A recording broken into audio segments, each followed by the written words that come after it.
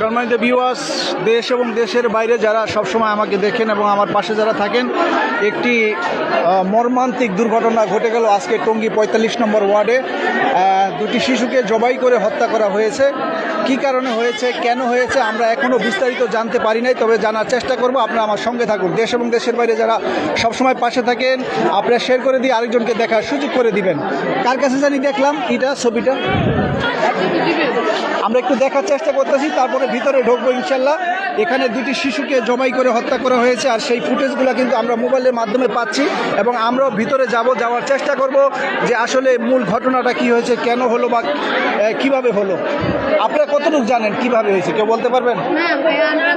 মানে দেখছেন সরজমিনে যা দেখছেন, পুরাপুরি দেখতে পারেন নাই, মোবাইলে দেখতেছেন না? কত বয়স কত হবে আনুমানিক? 3 বছর একটা, 5 বছর আর 7 বছর, 3 বছর আর 5 বছর।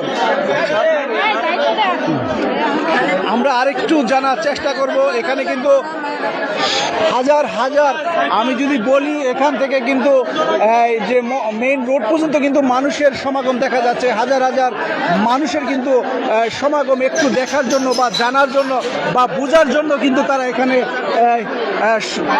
উপস্থিত হয়েছেন। আমি আপনাদেরকে কই, আপনার ফুটেজটা কই ভাই, আপনার ফুটেজটা। আমরা বাচ্চা দুটো হাত কাটতে বলেছে, হাত কাটছে। আল্লাহ আল্লাহ, আমরা একটু দেখার চেষ্টা করতেছি। এখানে বাচ্চা দুটো আছে, তার হাত কাটা হয়েছে, তার গলা কাটা হয়েছে, আরো অনেক কিছু, চোখ উঠানো হয়েছে।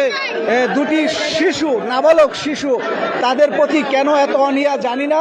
হয়তো সত্য উদ্ঘাটন হবে, তদন্ত করলে আসলে আসল সত্য বেরিয়ে আসবে যে এই শিশু দুটার উপরে কেন নির্যাতন হলো, কেন বা হত্যা করা হলো।